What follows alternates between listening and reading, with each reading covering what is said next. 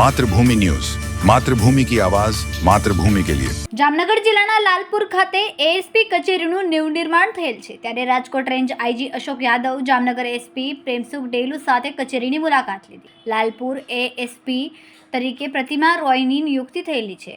લાલપુર તાલુકામાં કાયદો અને વ્યવસ્થા જળવાઈ રહે તે માટે લાલપુર પોલીસ રાત દિવસ ખડે પગે રહે છે।